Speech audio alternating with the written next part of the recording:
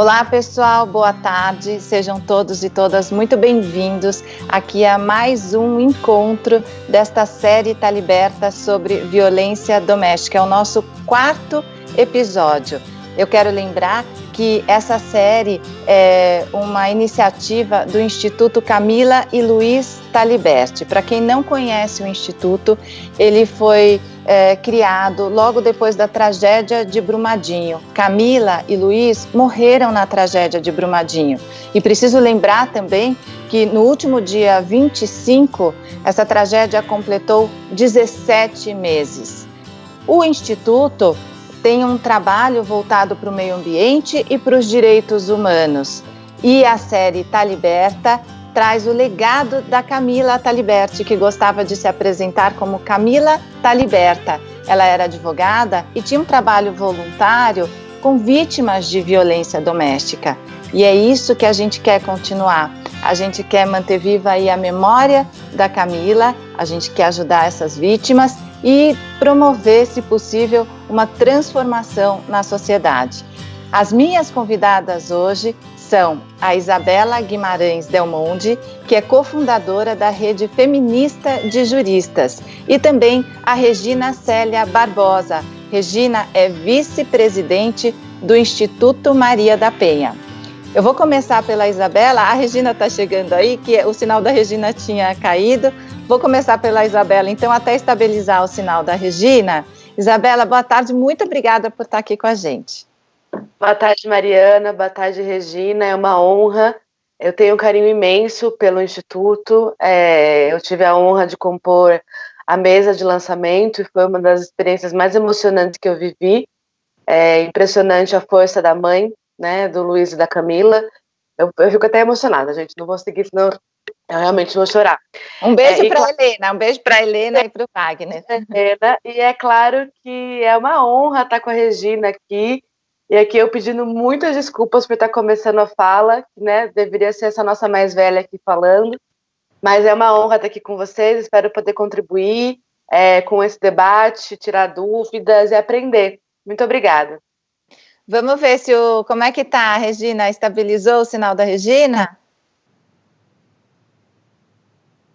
Acho que ela está com o microfone. Precisa liberar o microfone. Ao vivo é assim mesmo, tudo isso faz parte, as pessoas já estão acostumadas. Quero lembrar vocês que vocês podem participar com perguntas e comentários aí pelo Facebook do Instituto Camila e Luiz Tá Liberta e pelo YouTube. Lembrem-se de se inscrever no canal no YouTube e de seguir o Instituto lá no Instagram. Regina, liberou o seu microfone?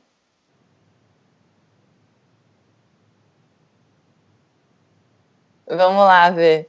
Então, enquanto a Regina resolve o microfone, Isabela, conta pra gente o que é a Rede Feminista de Juristas.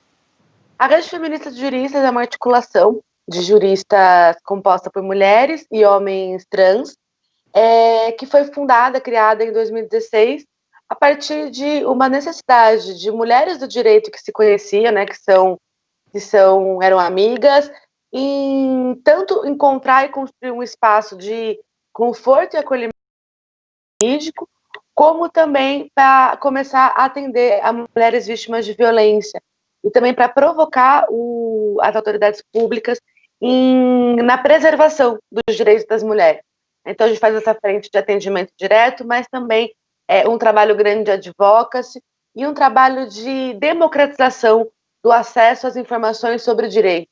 Então, a gente está sempre falando na mídia, em eventos, em imprensa, como eu estou aqui com você hoje, por exemplo, numa perspectiva de difundir as informações sobre direitos. E quando que surgiu e como que é esse trabalho direto com as vítimas? A gente surgiu em 2016, né, a gente tem 4 anos. As vítimas nos procuram pelas redes sociais, pelos nossos canais nas redes, então elas nos mandam mensagem.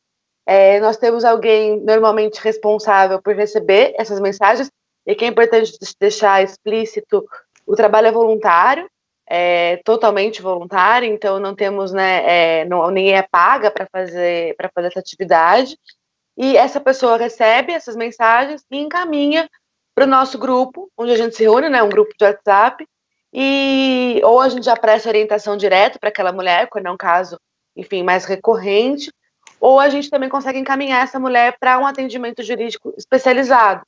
Ela sai do campo de orientação, recebe algumas indicações de advogadas que poderiam atendê-las. Muitas advogadas ainda conseguem fazer um atendimento pro bono também, pegar e tocar o caso gratuitamente, às vezes não é possível. Então a gente fica nesse equilíbrio para não deixar nenhuma mulher sem atendimento. E quantas pessoas que tem nessa rede? Temos 200 pessoas. E você já quer divulgar quais são os canais aí de contato? Porque daí o pessoal da equipe do Instituto já coloca aí no chat, no Facebook e no YouTube. Claro, vocês podem nos encontrar no Facebook na página Rede Feminista de Juristas e no Instagram e também no Twitter. Vocês nos encontram com @defende com M de Maria. Esse é o nosso nome nas redes sociais para vocês nos encontrarem. Pode mandar inbox, que a gente às vezes demora um pouquinho, mas a gente responde. E você falou também que é um trabalho de advocacy. Você quer explicar isso? Claro. Advocacy é o que a gente chama de lobby do bem, né? O que é o lobby? O lobby é quando um grupo é representado por alguém, ou às vezes o grupo todo, vai até as autoridades públicas, seja ela no âmbito municipal, estadual, federal. Então aqui a gente está falando, aqui na cidade de São Paulo, nós vamos na Câmara, né, Municipal de Vereadores, nós vamos para o Congresso Federal, e a ideia é fazer uma articulação. A advocacy é uma estratégia de pressão de um determinado grupo para a defesa de seus interesses. Então, por exemplo, uma coisa que aconteceu que foi muitíssimo impactante nos últimos anos para a realidade das mulheres no Brasil: a redução do orçamento federal destinado à política para as mulheres. Em 2015, esse orçamento era quase 300 milhões de reais por ano. Em 2019, esse orçamento cai para 48 milhões de reais. Então, o trabalho de advocacy, por exemplo, é um trabalho de pressão para que o governo federal mude esse cenário, né? Retorne e retome os investimentos destinados à política para mulheres. Então, basicamente, a advocacy é pressionar os nossos governantes, os nossos políticos, as nossas autoridades públicas, para que eles incrementem os nossos direitos e também garantam os direitos que já existem. Esse trabalho com as vítimas, vocês atendem mulheres de todo o Brasil ou ele é restrito à capital ou estado de São Paulo? Mulheres de todo o Brasil. A gente acaba tendo um alcance mais na cidade de São Paulo, né?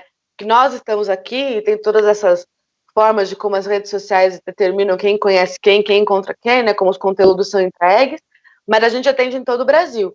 Nós temos na nossa rede mulheres de Fortaleza, de Belém do Pará, de Goiânia, do sul do Brasil, de Rio Grande do Sul, Santa Catarina.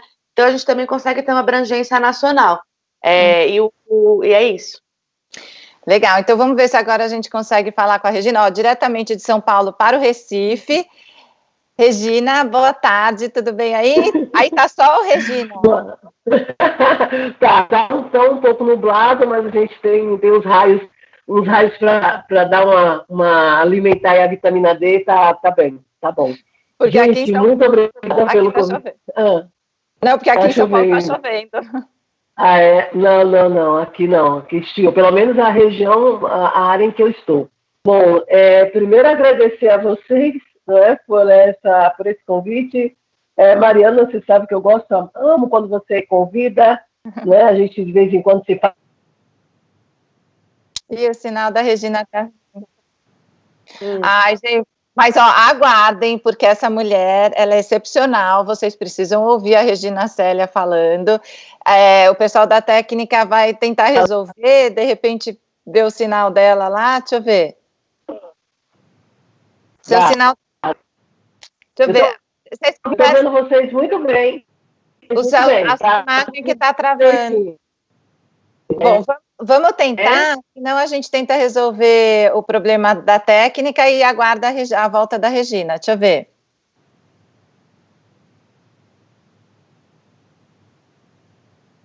Acho que travou. Bom, então aguarda. É só para fazer suspense, gente. Tudo bem. O pessoal da equipe do Instituto Incansável. Deixa eu ver, Regina. Aqui, eu tô aqui.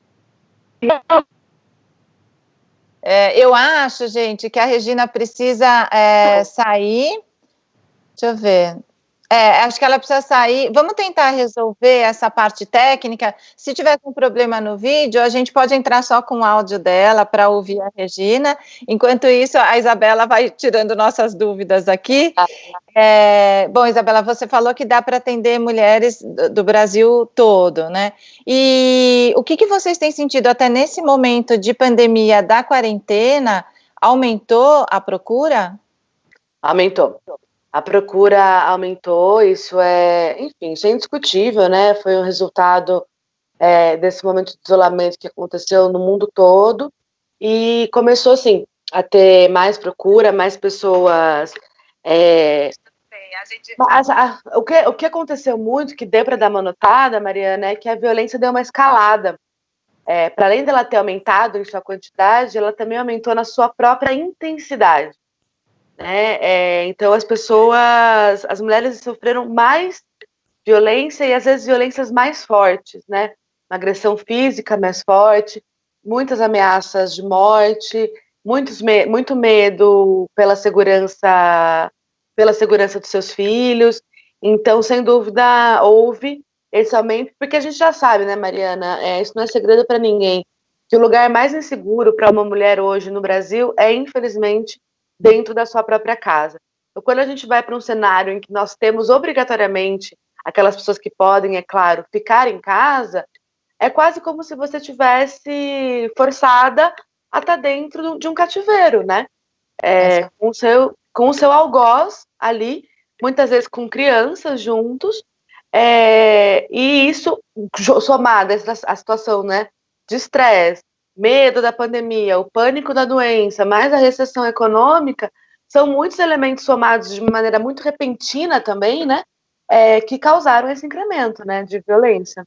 Eu costumo dizer que são mulheres que se tornam reféns da própria vida, e eu conversei com a própria Maria da Penha há umas 2 semanas, e ela estava explicando que não é que a quarentena provoca uma violência ou faz um homem ser violento, são mulheres que já vinham numa situação de violência e que a quarentena agrava isso.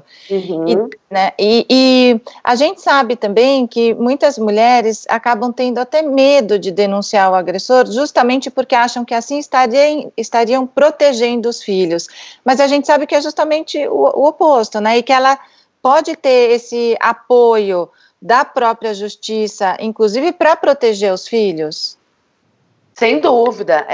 A gente ainda tem muito uma ideia muito, muito fixada de que a mulher, por exemplo, que sai de casa numa situação de violência, né, e leva os filhos ou não leva os filhos, vai ser uma mulher que vai ser processada por abandono de lar e pode correr o risco de perder a guarda dos filhos, né? A figura do abandono de lar, que é uma situação que a nossa querida Maria da Penha teve realmente que lidar nos anos 80 e 90, quando ela estava ainda sob julgo da violência, não é algo que existe mais, né, no Brasil, a figura desse abandono.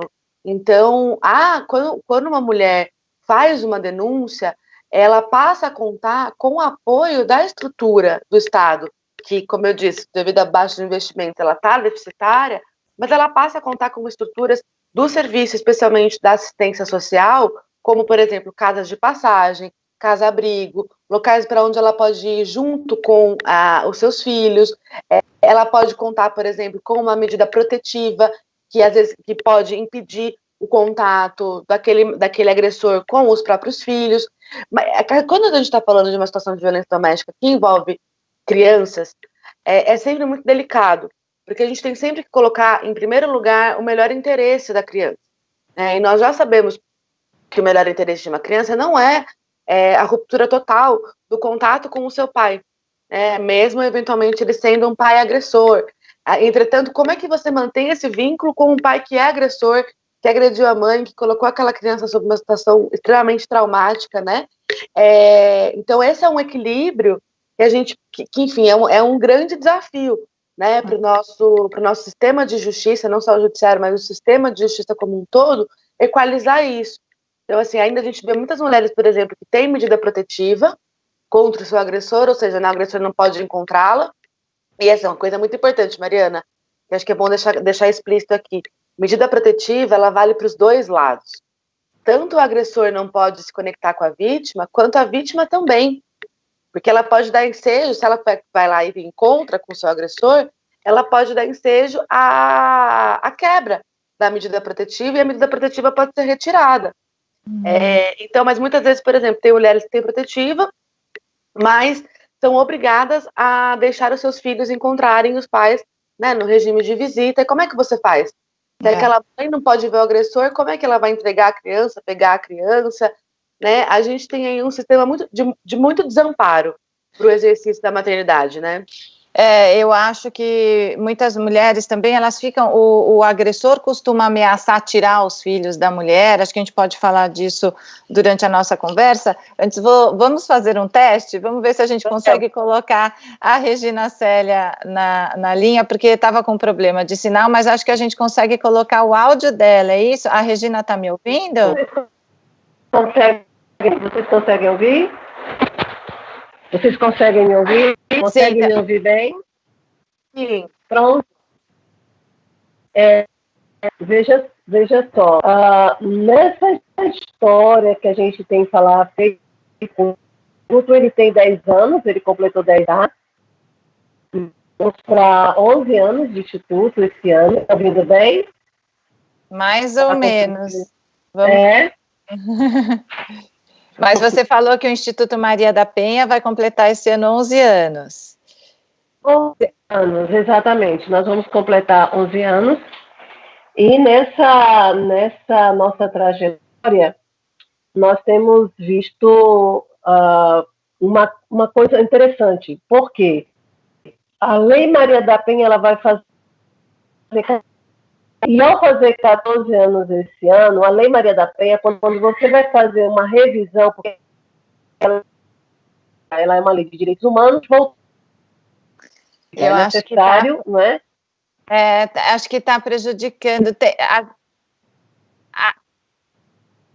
A gente vai tentar, Regina Célia, botar o seu áudio de um outro jeito, talvez pelo telefone, porque a gente não está conseguindo entender. Deixa eu ver aqui o que a gente vai resolver. Vamos dar mais um tempinho? Qualquer coisa, eu quero avisar vocês que se a gente não conseguir retomar o contato com a Regina Célia ainda para o nosso encontro de hoje, já fica marcado para ela voltar no sábado que vem. E eu sigo aqui falando com a Isabela, porque eu sei que a gente tem muita dúvida para tirar. Então, quero aproveitar, Isabela, conta como é que é essa situação, né, já que hoje o tema é quando a gente diz que uma mãe é agredida, os filhos, mesmo que os filhos não sejam diretamente, só de assistirem a mãe sendo agredida já é uma agressão. E, normalmente, esse homem, a gente sabe, inclusive as outras entrevistas estão aí nas redes do Instituto, vocês podem assistir. Esse homem, muitas vezes, ameaça tirar os filhos, esse homem vai dizer que a mulher é louca, que ela não tem condição de ser mãe. Então, ele usa os filhos para ameaçar essa mulher. E isso também ele comete... Pronto. Sim, Mariana, o grande medo, né? Eu não sou mãe, mas eu acredito que eu posso afirmar isso, que o grande medo de qualquer mãe é perder os seus filhos da forma que for, né? Pode, enfim, de qualquer maneira. E a perda da guarda, de fato, é um elemento que os homens usam muito em chantagem, né? Muitíssimo contra aquela mãe que está sofrendo uma violência. E aí tem uma coisa que eu acho que é interessante a gente trazer, Mariana. O Brasil enfrenta um momento, as mulheres brasileiras, né, enfrentam uma questão muito esquizofrênica, se eu puder colocar assim, em termos de legislação, porque, por um lado, a gente tem a Lei Maria da Penha, que é uma lei excepcional, e que é muito interessante, que, como a Regina estava falando anteriormente, a Lei Maria da Penha é uma lei de direitos humanos, ela não é uma lei criminal, ela não é uma lei que visa a punição, ela visa outras coisas, que é muito mais interessante. Mas, por outro lado, a gente tem a lei da alienação parental. O que é a lei da alienação parental? É uma lei que vem dizer que determinadas condutas são condutas que tipificam a alienação parental, que é basicamente um genitor ou uma genitora alienando, né, afastando de maneira física ou psicológica ou moral os filhos do outro, né, do outro genitor. E aí essa lei, ela vai lá, tem um item dela que fala o seguinte: é considerada alienação parental você fazer uma denúncia de falso crime. Ou seja, né, supostamente uma mulher, mãe, vai até uma delegacia fazer uma denúncia de alguma coisa que não aconteceu. Isso já é um grande mito, porque qualquer pessoa que já foi numa delegacia não vai querer voltar para uma delegacia, a não ser que seja muito verdade o que aconteceu. Porque é extremamente desgastante, não é nada confortável o processo, mas enfim, tem esse item lá, que já reforça um estereótipo, reforça um mito da violência doméstica. E aí, então, se eu fizer uma denúncia falsa de um crime, é considerada uma alienação parental. O que a alienação parental pode causar? A perda da guarda. Então, tem muitas mulheres que estão deixando de denunciar por causa do medo de perder a guarda, porque tem essa lei. Porque tem alguns juízes que entendem, se o crime não foi provado, nessas investigações pela polícia, o crime não foi provado pela investigação, se o cara não foi condenado, tem juízes que entendem que, portanto, a denúncia era falsa e dá-se uma inversão de guarda. É bem complexa essa história da alienação parental mesmo. Mas a mulher não pode se sentir impedida de denunciar quando ela de fato está sofrendo a violência, né? Exatamente, não pode. Por isso que a gente comenta muito, Mariana, que sempre que uma mulher for fazer uma denúncia, né, foi fazer um boletim de ocorrência, for ser escutada para um depoimento, qualquer passo desse processo, que ela esteja acompanhada de uma advogada e, se for possível, de uma advogada feminista. Mari, você quer tentar ver se a Regina voltou? Vamos lá. Quero. Eu acho que montaram um esquema especial para a Regina entrar, pelo menos por áudio. Regina, está me ouvindo?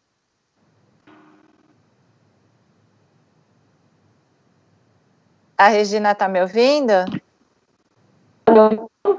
Estão ouvindo? Ouvindo. Vamos lá, vamos tentar. Você quer contar para a gente como surgiu o Instituto Maria da Penha?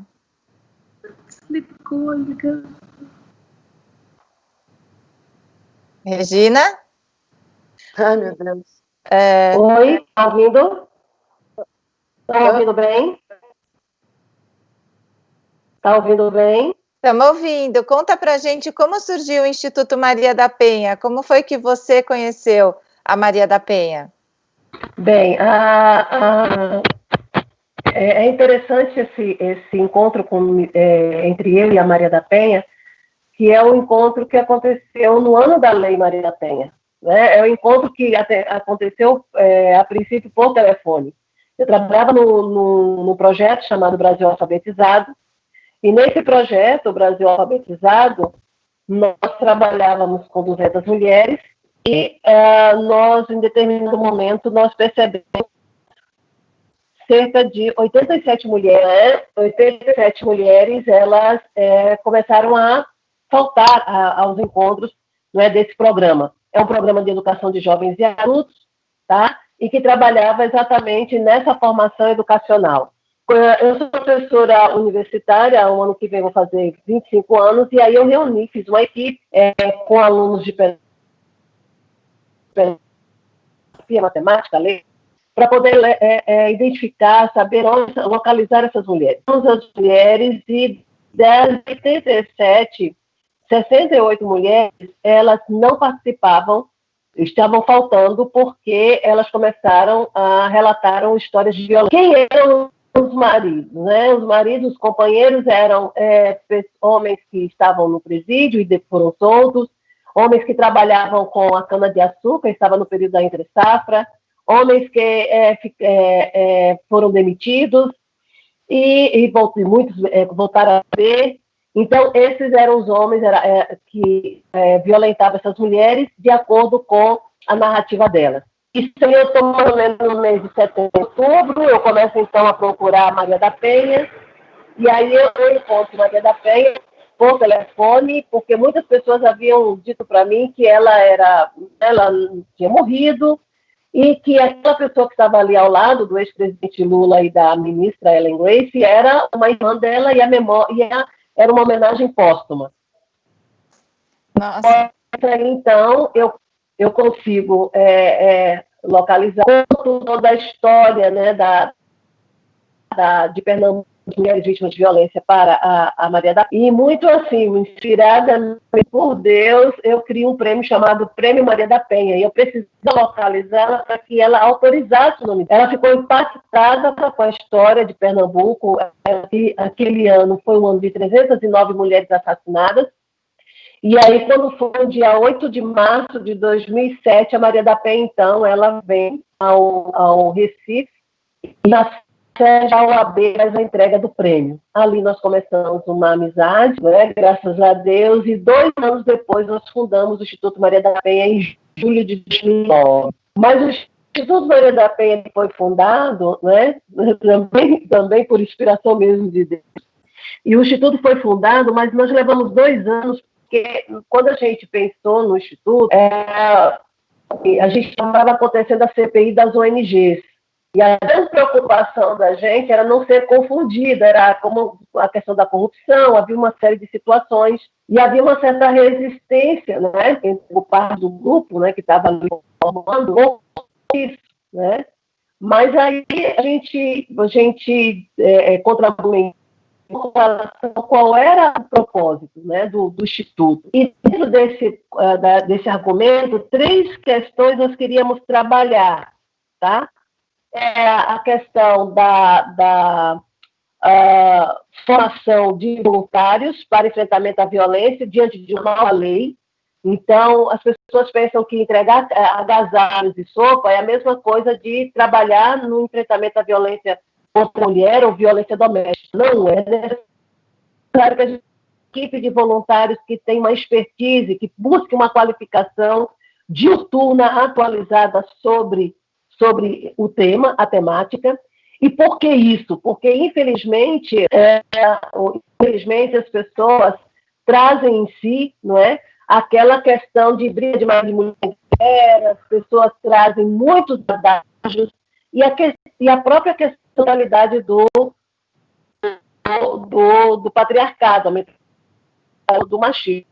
O voluntário que trabalha no enfrentamento à violência contra a mulher, violência doméstica, como também criança, mesmo aquele que só entrega agasalho, ele precisa estar munido, ele precisa estar subsidiado, ele precisa estar consistente, né? Ter consistência no conhecimento sobre essa questão. A outra questão, o outro princípio era aquilo que motivou, né, a própria Maria da Penha, 19 anos e 6 meses.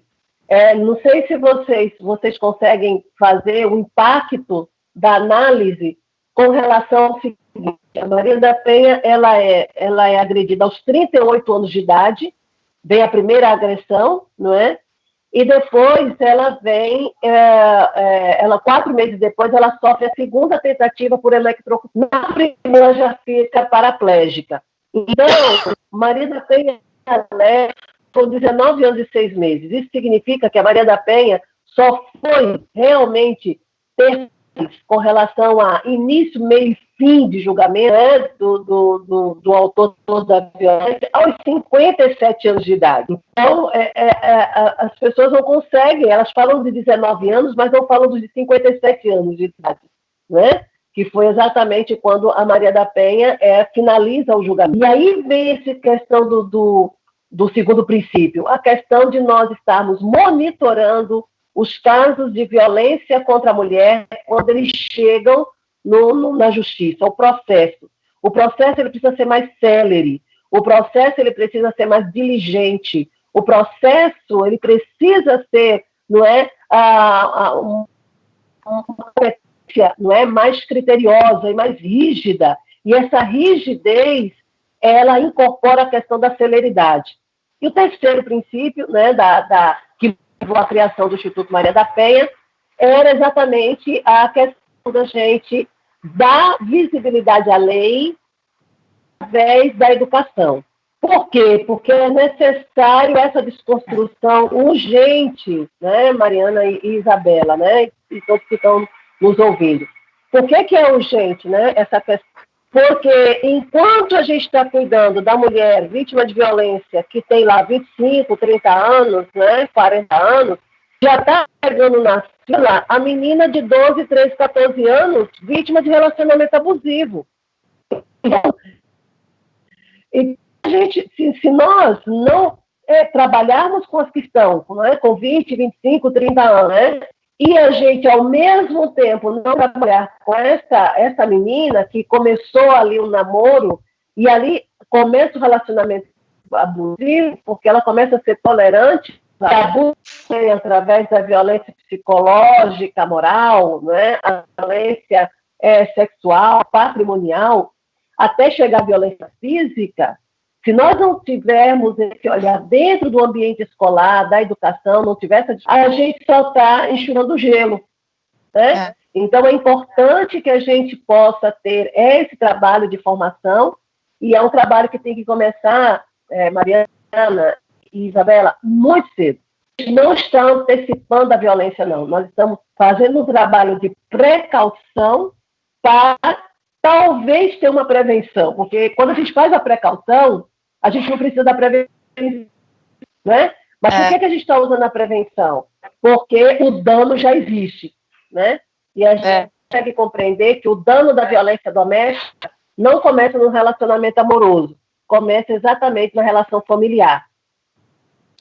A Regina está falando coisas importantíssimas. Eu quero agradecer a todos que estão nos assistindo, até pela paciência, porque a gente sabe que está tendo problema técnico, a gente não consegue a imagem, o som está variando um pouco, mas vale a pena vocês pesquisarem e entrarem em todas as redes do Instituto Maria da Penha para conhecer esse trabalho, que eu conheço bem, Regina Célia.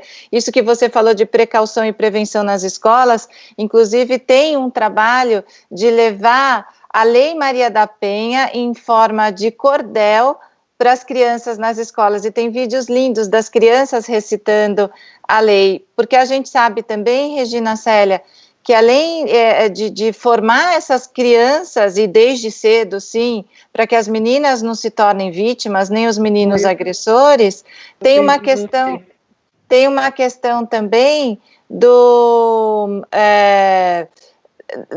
da criança que está num lar que sofre violência. É pela escola que ela pode fazer uma denúncia, né? É na escola que essa criança pode revelar que o pai é um agressor, e daí tem o papel da própria escola para levar essa denúncia adiante, não é isso? A Regina Célia está ouvindo? Então, bom... Tudo bem. Está ouvindo? Estou ouvindo bem, estou ouvindo bem. Claro. Então, Regina, você quer contar para a gente esse trabalho de levar a Lei Maria da Penha em forma de cordel para as crianças, e do papel da escola também, dos professores, para identificar aquelas crianças que sofrem com a violência dentro de casa? Pois é. Então, o que acontece? Nós temos um grupo de crianças, que elas estão no fundamental, elas estão no primeiro, segundo ano, logo depois do pré-escolar, quando elas têm já um domínio da letra, né, do letramento, usa a técnica do cordel. Quem faz esse trabalho é a professora Oneide Pontes, tá?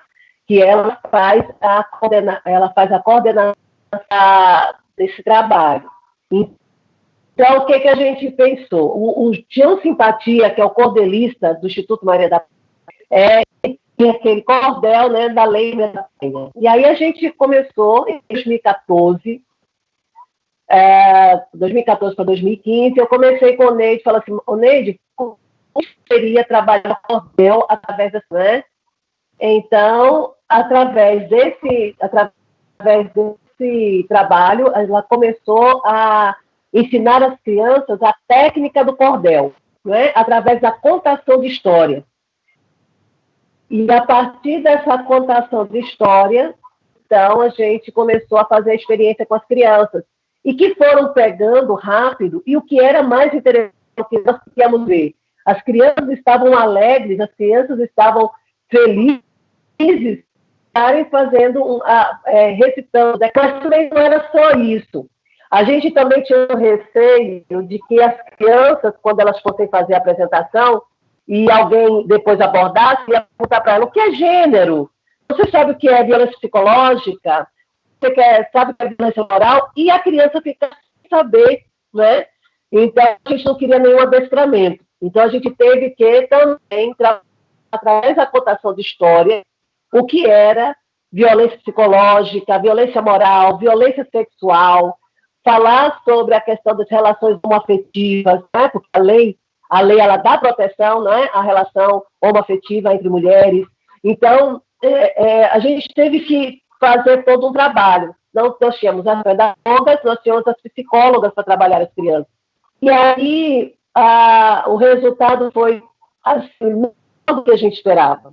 Porque a gente viu segurança das crianças quando elas falavam, tínhamos também o interesse dos meninos, porque tem meninos também no grupo, e nesse envolvimento, nesse interesse, eles começaram a falar com os pais, né?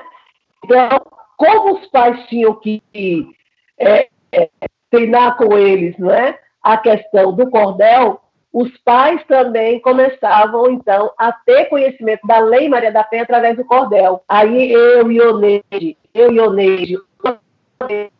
2 vezes ao mês, nós nos reuníamos para falar, né? A gente queria saber se tinha alguém que estava insatisfeito, a gente queria saber se tinha alguém que não estava gostando, e a gente fazia questão de que os pais, os homens, participassem, né?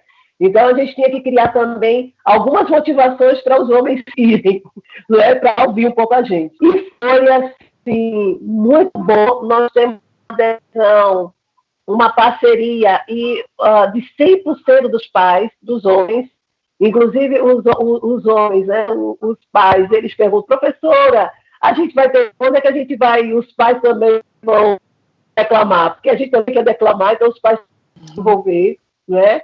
Porque a gente faz tudo em cima da contação de histórias, de uma forma lúdica e de uma forma que eles possam, né, ver que a leveza, né, a leveza da discussão sobre esse assunto vai impedir a dureza da violência. Não, Regina Célia, eu acho que esse é um trabalho que tinha que estar em todas as escolas brasileiras. Exato. Eu acho Exato. Que eu sou uma super defensora aí desse projeto de vocês do Instituto Maria da Penha e acho que todas as prefeituras, os estados deveriam adotar isso nas escolas, porque como você está dizendo, amplia, não fica só na criança, que é importante sim, mas vai para a família. Eu quero até trazer tem uns comentários aqui no Facebook.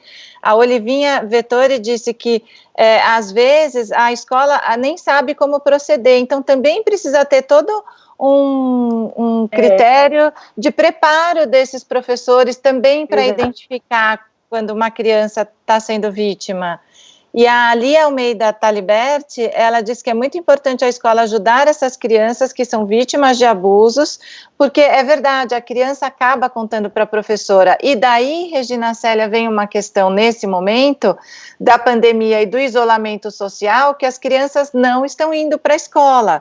Então, essas crianças estão dentro de casa, nessa situação que já vinha com violência, né, com esse pai que agride a mãe, e não tem mais a escola, que é um lugar onde a criança poderia até denunciar ou pedir ajuda.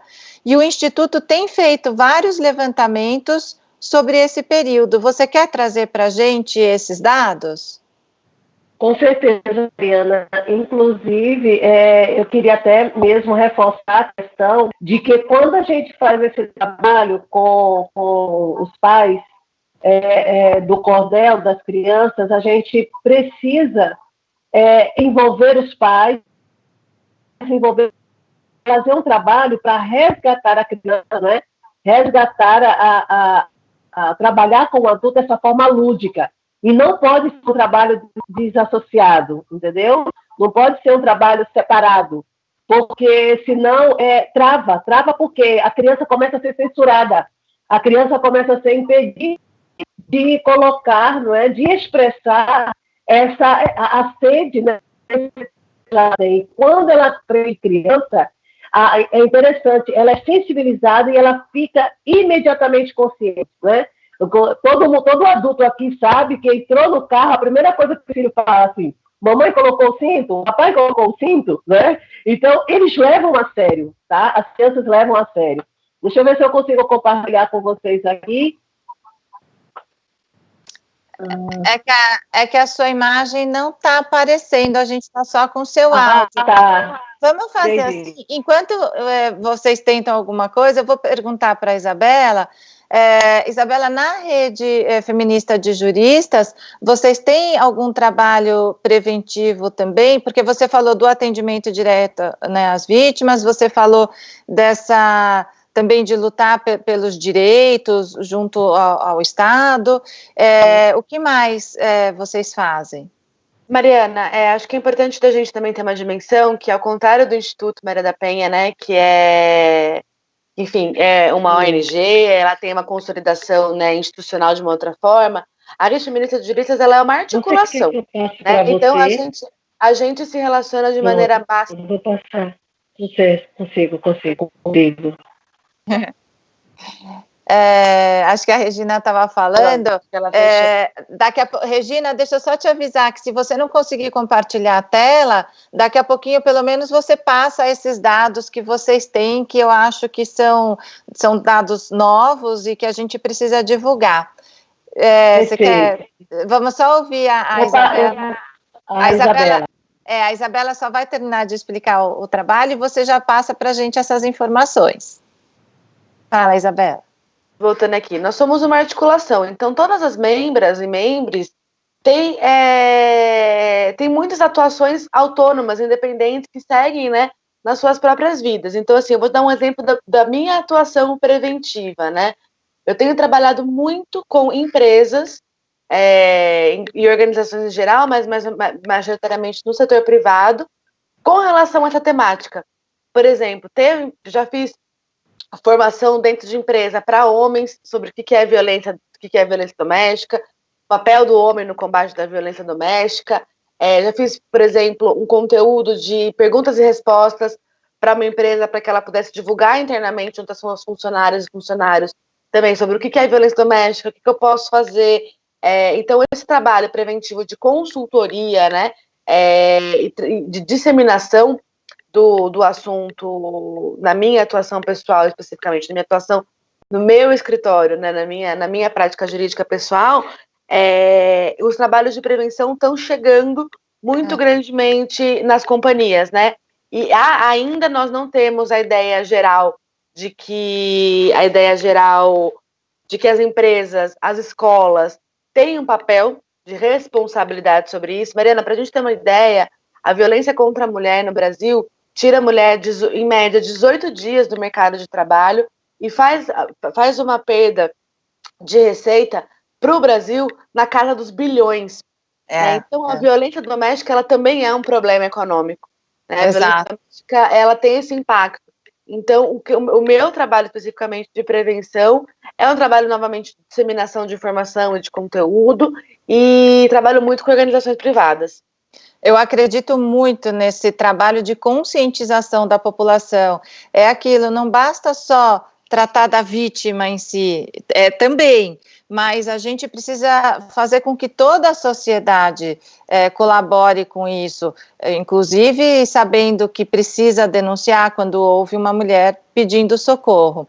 Eu vou, então, agora pedir para a Regina Célia contar para a gente, aí a gente está com áudio, né, lembrando para quem entrou agora, a gente está com um problema no sinal, então a gente está sem a imagem da Regina Célia, mas ela está participando por áudio, e ela que é vice-presidente do Instituto Maria da Penha, e eles fizeram um levantamento agora específico da pandemia. Ela vai trazer para a gente alguns dados, e depois a gente compartilha esses dados também aí no chat do Facebook e do YouTube do Instituto Camila e Luiz Taliberti. Regina, você está me ouvindo? Você pode falar para a gente dessa pesquisa? Eu vou ter que me levantar aqui para pegar um carregador de celular. Só um minuto, já estou voltando. Enquanto isso, a Regina vai contando para a gente sobre esse levantamento que foi feito aí durante a quarentena. Então, nós iniciamos um trabalho, está ouvindo bem? Estamos ouvindo. Pronto. Nós iniciamos um trabalho em 17 de abril, tá? A pandemia começou aqui para a gente, a questão do distanciamento social começou no dia 13 para 14 de março, e aí a gente precisava preparar a equipe, né? Porque como a gente abriu para todo o Brasil, então era necessário fazer, montar essa equipe, e aí a gente fazia o levantamento das principais questões que nós queríamos, né? Quem era o perfil dessa mulher, né? E qual era a maior demanda. E dentro dessa maior demanda, estão ouvindo bem? Estão ouvindo bem? Tá com um pouco de eco, Regina. Será que você está com o seu áudio aumentado no computador ou no celular? Se tiver, acho que você precisa abaixar para não entrar o eco. Pronto. Certo. Então, deixa eu ir aqui.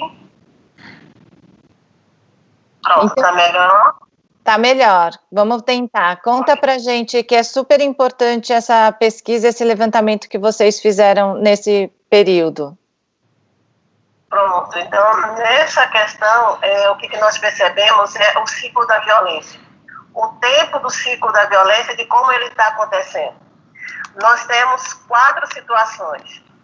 Nós temos a situação das mulheres. Estão ouvindo bem? Sim. Pronto. Nós temos a situação do casal, né? Que eles trabalham em um setor essencial. Então, o tempo todo que eu falar com vocês sobre isso, sobre o ciclo da violência, eu estou falando de um ciclo da violência numa relação onde existe a rotina da violência, ela já existia. A gente também tem que lembrar que a pandemia ela acontece no mês de março. O mês de março, para nós, que somos ativistas, ele é extremamente importante, porque é o período em que elas mais recebem informações, elas são mais encorajadas, tá? Todo o equipamento ele fica voltado para um atendimento mais dinâmico, um fluxo, não é? Bem maior do que os outros meses. Nós temos 3 momentos aí, né? Nós temos o momento do Dia Internacional da Mulher, o mês de março. Nós temos o momento do aniversário da Lei Maria da Penha, que é o 7 de agosto, e nós temos os 16 dias de ativismo. Então, a pandemia ela chega na segunda semana, né, que a gente teve o 8 de março, e logo depois, né, vem a pandemia. Então, isso trouxe, Mariana e Isabela, um impacto muito grande, porque trouxe um refluxo. E esse refluxo aconteceu por quê? Porque, imediatamente, a questão da pandemia, veio vários boatos, e esses boatos, de uma certa maneira, vieram em razão das dúvidas sobre como iria funcionar agora os equipamentos que geram acesso à justiça à mulher. Ou seja, delegacia vai funcionar da mesma forma, centro de referência, que é um dos lugares, dos equipamentos, né, mais recorrentes da mulher, centro de referência vai funcionar, vara de violência, Casa da Mulher Brasileira. Então, houve, de uma certa maneira, um choque de informações. Esse choque foi extremamente negativo, e as mulheres que já estavam isoladas, já estavam distantes, ficaram isoladas, e das isoladas ficaram confinadas, né? Então, a gente tem 3 momentos aí. E essas mulheres, então várias entidades, né, muitas entidades mesmo, começam a oferecer serviço online, não é? Tem essa preocupação, e colocar à disposição o Instagram, o Facebook, o e-mail, e as lives também começaram a atuar de uma forma positiva para nós. Porque sempre no meio de uma live sobre violência tem lá um pedido de socorro, né, um pedido de ajuda, né? Então a gente começou nas nossas primeiras lives, foi exatamente para isso. A gente depois pegar os comentários e depois a gente verificar no comentário se tem pedido de ajuda. Foi daí então que começou a vir a demanda para o Instituto e também pelo Instagram. E essa demanda ela trouxe uma revelação interessante, que eu já suspeitava, porque eu trabalho muito a questão do ciclo da violência. Temos um casal que estão trabalhando com serviços essenciais, e aí quando eles estão trabalhando no serviço essencial, o ciclo ele começa ele se completa, tá? Então ela tem lua de mel, tem tensão e tem agressão. Só que a fase da tensão, ela fica um pouco pior, porque eles estão com medo de perder o emprego. Então ali é mais uma motivação para a violência. Depois nós temos o segundo momento. Temos o segundo momento em que os todos começam trabalhando, estão lá continuando trabalhando, mas aí no meio do caminho ele perde emprego e ela não. Aí a fase da lua de mel, ela fica rara, e a fase da tensão e da agressão começa a piorar para ela, né? Porque ele começa, então, com uma violência moral psicológica, dizendo primeiro, ele faz aquele piedismo da baixa autoestima. Aí, o que foi que ela fez que ela continua ainda trabalhando, tal, então ela sai e entra em casa sob a violência. Depois nós temos um momento dele trabalhando e ela não.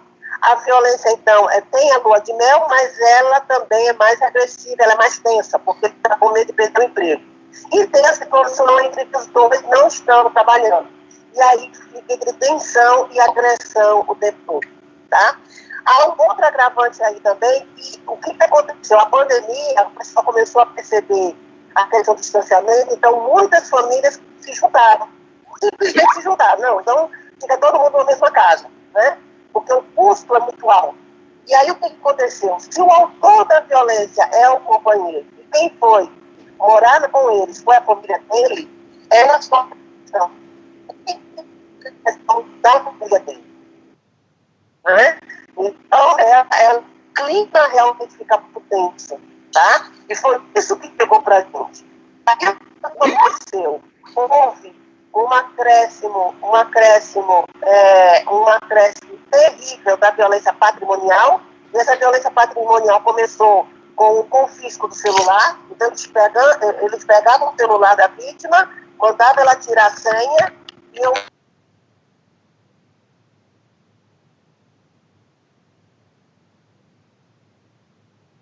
muitas vezes também eles quebravam o celular, botavam o celular na água e tudo mais.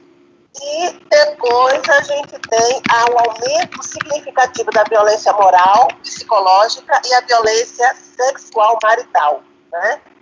A violência sexual marital, então, ela é terrível. Por quê?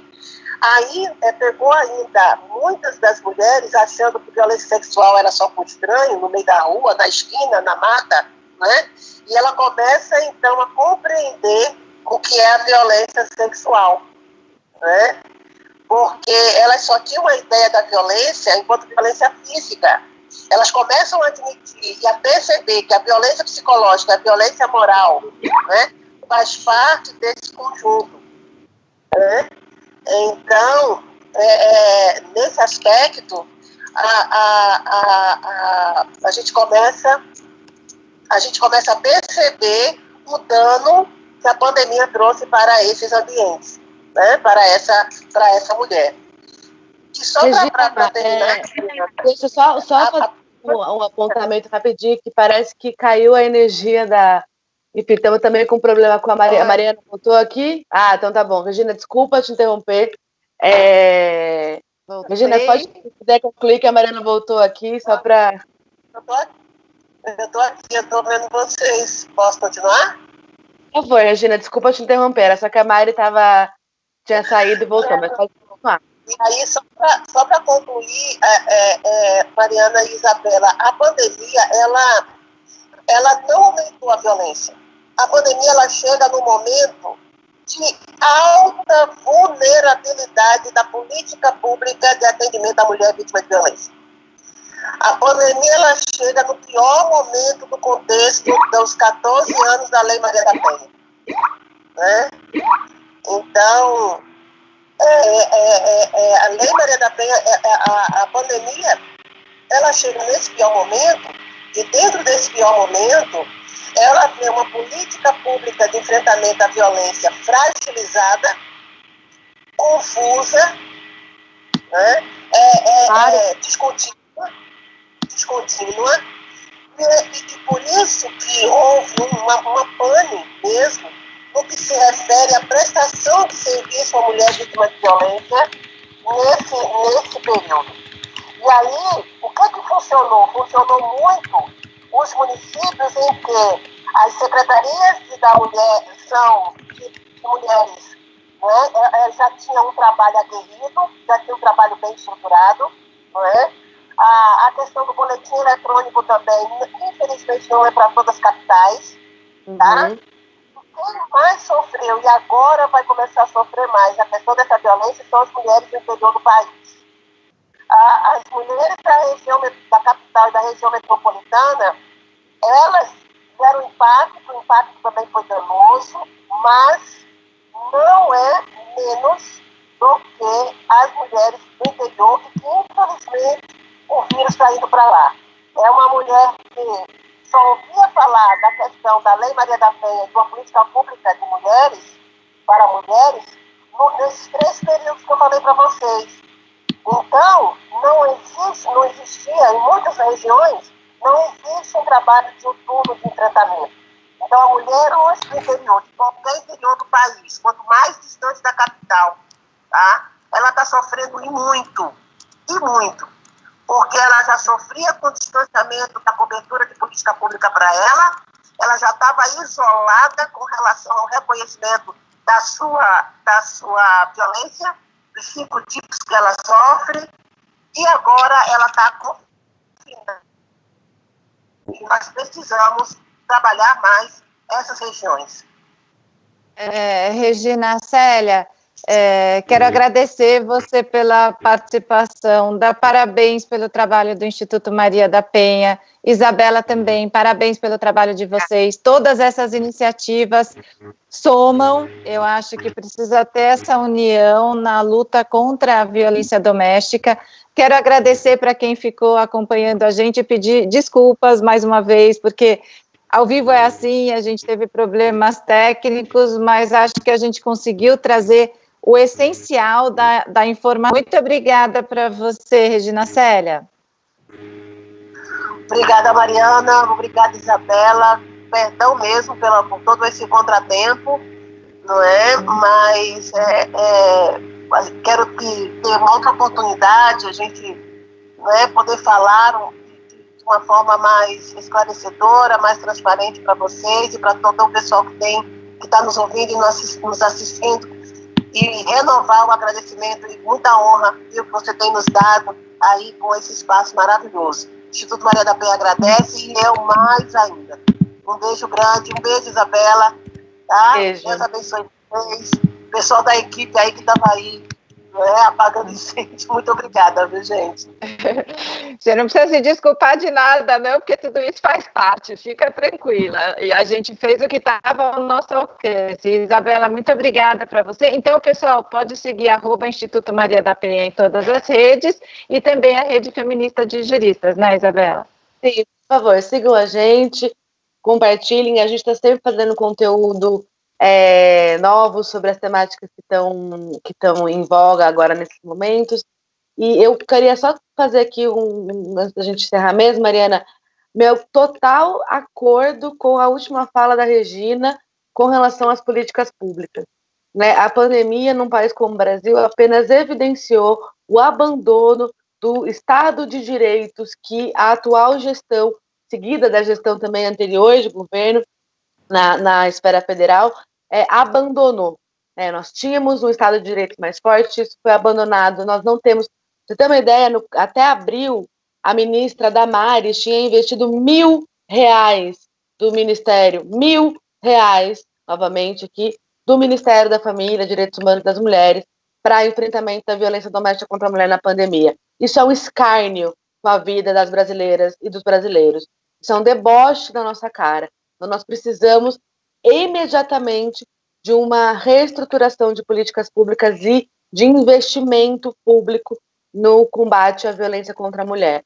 É um problema endêmico no país e que só está se agravando porque a gente não tem investimento. Para isso, muitíssimo obrigada. Meu abraço novamente para a Helena Talibete, é uma honra estar aqui, e especialmente para a Lorena, que foi quem me conectou com o Instituto, com você, então agradeço muitíssimo a ela também. Muito obrigada. Também adorei. Olha, então eu quero lembrar vocês que podem se inscrever também em todas as redes do Instituto Camila e Luiz Taliberti. As outras lives, as outras entrevistas que eu realizei aqui estão no Facebook e no YouTube do Instituto. Vocês podem assistir e compartilhar. No próximo sábado, espero vocês ao meio-dia e eu vou receber a promotora de justiça Celeste Leite dos Santos e a jornalista Marisa Marega. A gente vai falar sobre grupos que apoiam as mulheres, que orientam as mulheres, sobre outras iniciativas aí do Ministério Público e também da sociedade civil, tá bom? Espero vocês. Até lá. Tchau, gente. Tchau. Obrigada.